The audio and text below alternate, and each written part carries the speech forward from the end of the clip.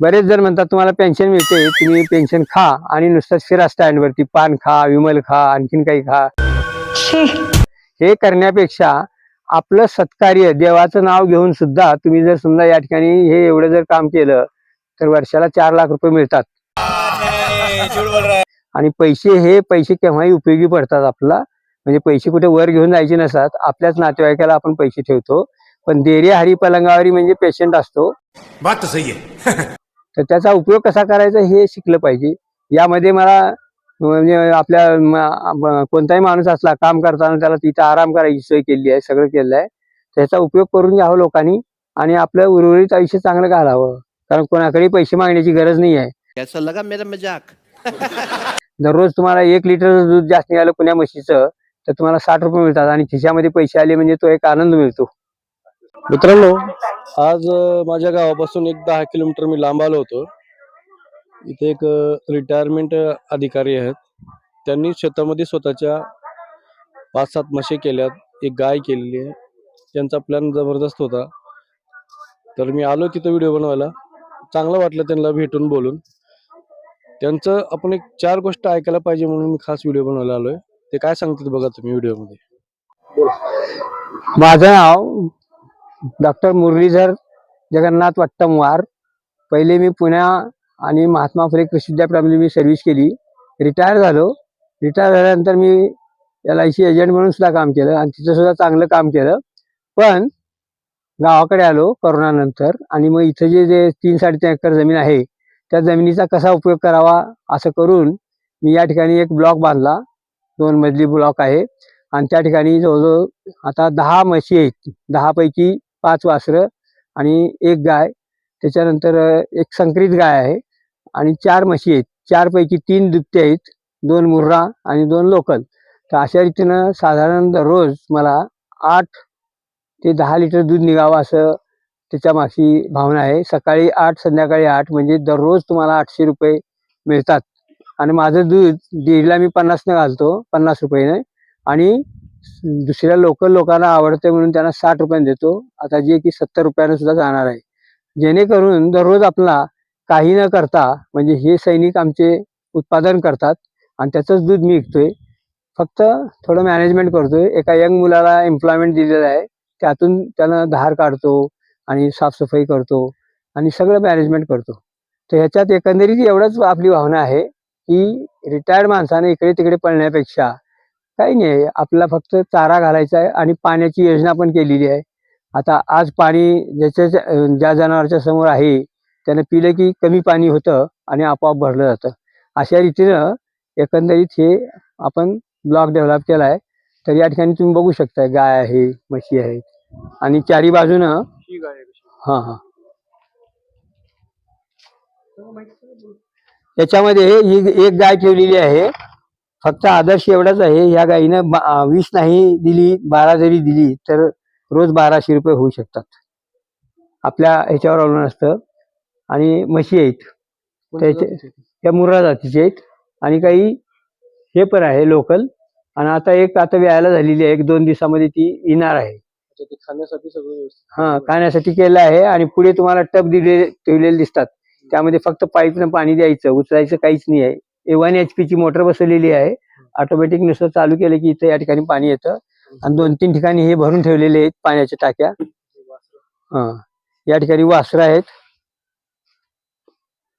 आणि चारा घालताना मिक्स चारा द्यायचा, हिरवा चारा, ओला चारा, वाळला चारा. हां, ड्रम कापून सनी ह्याला एक स्टँड करणार, त्या स्टँडमध्ये चारा टाकणार. या इकडे दाखवा. हे 3 वासरं, मध्ये 2 आहेत.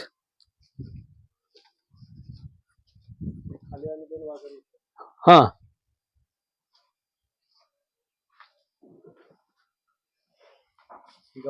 हे गावरान आता 2 दिवसात येणार आहे. असं दाखवा तुम्ही, तास त्याचं काही नाही. ते चालू दूध आहे की? नाही आता देते ती किती लिटर देते तरी? 2.5 पर्यंत म्हणलंय, पण माझं टार्गेट आहे मॅनेजमेंट थ्रू 3 लिटर करायचं. ही म्हैस घेतली 50,000ला आणि सगळ्यात हे वाघारच आहे. सगळ्यात बेस्ट म्हणजे 3 लिटर म्हणजे आपल्याला जवळजवळ 18,000 रुपये मिळतात. सॉरी 10,000 रुपये महिना. कडबा कुट्टी. हां, ही कडबा कुट्टी ज्याच्यामध्ये आपण सगळं एक 15 मिनिटामध्ये 1 क्विंटल चारा तयार होतो. आणि असं गुळी आणून ठेवले, ते गुळी दाखवाय का, तुरीचा भुसा, हा गुळी साठवण, तुरीचा भुसा, सोयाबीनचा भुसा सगळं मिक्स करून आणि कडवाकुटीनं कडवा कट करून जुंधळ्याचा एकदम घालता येतं, ज्याच्यामुळे आपली 50% कमी लागतं चारा आणि दूध जास्त निघतं. ही गावरान आहे, पण ही 2.5 पर्यंत जाते, 2.5-3 लिटर पर्यंत जाते, तरी काही वाईट नाही आहे. ज्या 3 लिटर दूध देतात त्याचं 9,000 रुपये महिना होतं, आणि असं 10 महिने जर दिलं तर या ठिकाणी 90,000 रुपये झाले. घराच्या चारी बाजून तुम्ही असं शेड मारले. हा, संध्याकाळी लाईट आहे, फ्लड लाईट ठेवलाय, त्यामुळे हा उठल्यानंतर फक्त चारा घालणे, हवा ठेवलाय. हा हा हा. आणि आता ह्याच्यामध्ये कोबा करून सनी सगळं शेण ऑटोमॅटिक पाण्यानं निघून कसं जाईल एवढंच बघायचं. म्हणजे तुम्हाला म्हातारा झाला म्हणून बसायची गरज नाही आहे, थोडं काम केलं तर सगळंच आपलं ऑटोमॅटिक काम होते. हा. आणि समजा एक छोटा ट्रॅक्टर घ्यायची योजना आहे, छोट्यापेक्षा मी मोठाच घेणार आहे, कारण 50 हॉर्सपॉवर घेतली काही करा, आणि आपण बाहेरचं भाडं मिळणार आहे असं म्हणून करायचं नाही आहे, फक्त चारा आणण्यासाठी. कारण 1 लाख रुपयाचा चारा लागतो ह्या लोकांना. मग 1 लाख रुपयाचा चारा भाडं त्याला लागतं जवळजवळ 50,000 रुपये. शेणाचं खत संकरित, हा, ऑर्गॅनिक बायोगॅस वगैरे करता येतं, पण माझ्याकडे कंझ्युमर नाही, म्हणजे मी एकटा असल्यामुळे मला जास्त लागत नाही. हे बघा, ही चारा कुटी म्हणून वापर केला याला स्टँड करणार आहे, याच्या साईडला ते पाणी ठेवायचं करणार आहे याला. हा, एकदम बेस्ट दिसेल. तर याच्यामध्ये सुधारणा करण्याला स्कोप आहे. कोणी जर काही सांगितलं तर ते आपण घ्यायला हरकत नाही आहे. महिन्यासाठी तरी किती उत्पन्न होतं टोटल? 18,000. 18 ते 24 व्हायला पाहिजे, पण दिलेले वासरं म्हणजे त्याचे हे असेल, वगार वगैरे असेल तर त्याचं आपण म्हैस म्हणून रूपांतर करतो, तर ते सगळं धरलं तर जवळजवळ 25,000 जातं 10 म्हशीमध्ये. दुधाची मागणी भाव वाढतो, भाव वाढले पाहिजे दुधाची का बरी?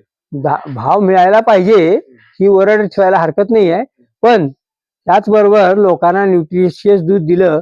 माझं दूध 60 रुपयाला दररोज जातं, 12 लिटर. तेच आता 15 लिटरला मी टार्गेट करतोय. जर तुम्ही पाणी नाही घातलं किंवा काही भेसळ केलं नाही तर तुमचं दूध लोक पळत पळत येऊन घेऊन जातात शेडवर. समजा दुधाच्या व्यतिरिक्त आपण त्याचं तूप करून विकलं किंवा नाही, ते नंतर फर्दर प्रोसेसिंग आलं, डेअरी प्रॉडक्ट्स म्हणतो. परवडतं का? हो, ते परवडतं. तुमच्या माहितीसाठी सांगतो, पनीर जर केलं, ह्याच्यामध्ये कसं आहे सांगू का, वेगवेगळे उद्योग आहेत. मी कृषी विद्यापीठामध्ये नोकरी केलेला माणूस आहे 33 वर्ष, आणि हे सगळं आम्ही ऐकून म्हणजे डेअरी आणि डेअरी प्रॉडक्ट काय. आता या ठिकाणी एक विळेगाव आहे, त्या ठिकाणी 10 लाखाची हे मशीन घातली आहे खवा करायची. तर तसं तुम्ही खवा करू शकताय. खव्याला 15 दिवस लाईफ असतं, आणि पनीरला हे लोक म्हणतात तसं, पण तुम्ही 3 महिने वापरू शकता. गाईबद्दल सांगितलं, लोक गाईकडे वळत गाईकडे वळत नाहीत, पण गाय जी आहे ना त्याला जर मॅनेजमेंट केलं तर 15 ते 20 लिटर दूध देते. आणि राहुरी कृषी विद्यापीठाच्या जवळ बऱ्याच लोकांनी गाई ठेवली आहेत, तिथं तुम्हाला उदाहरणं मिळतील. म्हणजे एक गाय जर समजा मला 15 लिटर जरी दिलं तर तुम्ही विचार करा की 1200 रुपये दररोज, आणि ती जवळजवळ 10 महिने देणार. लोक कशामुळे गाई ठेवतील, कारण काय वाटतं तुम्हाला? म्हणजे भाव लागत नाही म्हणून ठेवत नाहीत पातळ पातळ दूध असतं म्हणून. हा, पण याच्यामध्ये तुम्ही म्हशीचं मिक्स करू शकता, आणि गव्हर्नमेंटमध्ये तेच असतं, दुधाचं म्हैस आणि गाय ह्या दोन्हीचं मिश्रण. बरेचदा बघितलं 10 म्हशी असेल तर एकच गाय त्या गोठ्यामध्ये, असं झालंय. नाही, म्हशी जरा स्टर्डी असतात. आता याच ठिकाणी एक वडमुरंबीचं एक चांगलं उदाहरण आहे. या ठिकाणी 20 गायी ठेवले आहेत, तुम्हाला बांधायची गरज नाही गायींना काय, म्हणजे मुक्त संचार गोठा आहे. एकीकडे पाणी ठेवले, एकीकडे चारा ठेवले. त्याचं बघूनच मी हे आधुनिकीकरण करतोय. त्याचं उत्पादन तिथल्या माणसानं सांगितल्यामुळे मी सांगतोय, माझं मी पाहिलेलं नाही आहे. ते 110 लिटर निघतं दररोज. 4,000 रुपये. 4,000 म्हणजे तुम्हाला 30 1,20,000, 12 गुणिले 12 म्हणजे 14,40,000 रुपयाचं तुम्हाला कोण देणार आहे इन्कम टॅक्स फ्री अमाऊंट, आणि तेही 3-4 गुंठ्या जागामध्ये. हे काय? हे आपलं गावरान कटर आहे, जुनी पद्धतीचं आहे. हा, याला आपली शक्ती द्यावं लागतं आणि त्याला शक्ती द्यावं लागत नाही, हा महत्वाचा आहे. आता मी एक ब्लेड आणलेला आहे, हॅक्सा ब्लेड, ज्याच्यामुळे चारा सुद्धा कापता येतो आपला, ग्रास कटर म्हणतो. तर अनेक जाती लावणार आहे मी ह्या ठिकाणी ग्रासच्या, म्हणजे पुन्हा पुन्हा कटिंग करून घालता यावं. उदाहरणार्थ गजराज गवत आहे, लुसण आहे. तर हे सगळं तुम्हाला मॅनेजमेंट केलं त्या इथून बघितलं तर तुम्हाला दिसेल बघा. ते मी आता नांगरट केले आणि सरी वळंबा पद्धत करून सरी त्यामध्ये गवत लावणार आणि पुन्हा पुन्हा पुन्हा 3 वर्षे घेणार गवत. म्हणजे तुमचं प्रमाण मेंटेन करता येतं जनावराला. जनावरे वाढवण्याचा प्रयत्न करतो. 20 पर्यंत न्यायचं. 20 पर्यंत नाही. हा, काय सांगाल मग शेतकऱ्यांना? यामध्ये तुम्हाला श्रम करायचे फक्त थोडेसे आणि एका ठिकाणी चारा आणून ठेवायचं आणि फक्त मॅनेज लेडीज करू शकतात. एक लेडीज 2 म्हशी पाळू शकतात त्यांना मदत केलं तर, म्हणजे 20,000 रुपये उत्पन्न झालं. बऱ्याच लोकांचं म्हणणं आहे की पैसे नसतात, पैसे नसतात हे सोंग आहे. मी परवा जी मुर्रा म्हैस घेतलेली आहे ती एका लेडीजनंच घेतलेली आहे. ती म्हैस मी आणली 65,000ला आणि ती आणल्याबरोबर मला आली. तिने मुर्रा वासरू दिलं, वाघार झाली आणि मला शेणखत मिळते. दररोज 3-3.5 लिटर दूध निघते. 3.5 म्हणजे 9,000 10,000 रुपये महिना झाला. म्हणजे असं 1,20,000 त्या म्हशीचे होणार 65,000चे. असं कोणतं तुमचं सगळ्या पिकामध्ये सुद्धा तसंच आहे. वाढ झाल्यानंतर तुम्हाला मिळते. मग इथं सुद्धा तसंच आहे. मग आता त्या बाईने काय केलं होतं, एक छोटी वाघार घेतली, 2 वर्षे घातली. तर तुम्ही ठरवायचं काय करायचं काय नाही. तुम्हाला लवकर उत्पन्न करायचं आहे का लवकर नको, उशिरा झालं चालतं. आणि ह्याच्यामध्ये वाघारी आणून म्हैस करणं विकणं जास्त चांगलं. ते बी एक धंदा आहे आणि दुधाच्या म्हशी घेणंही चांगलं आहे. तिथेही आहे, स्टेजला महत्व आहे. विचार केलं तर आता आपले लातूरचे शेतकरी पाण्यामुळे त्रस्त असतात. हा हा दुष्काळी भाग आहे. हा हा आता यावर्षी चांगला झालाय पण नाही, पण कुठेही जर तुम्ही बोर मारलं तर पाणी कमी पडत नाही आहे. 1 इंच का होईना पाणी मिळतं. लोकांना जे वाटतं ना की मळा झाला पाहिजे, सगळ्या गोष्टी होत नसतात. पण 1 इंच पाणी म्हणजे तुमचे दर महिन्याला 10,000 रुपये वाचले. मग अजून काय पाहिजे तुम्हाला? धन्यवाद, चांगली माहिती दिली तुम्ही. थँक्यू.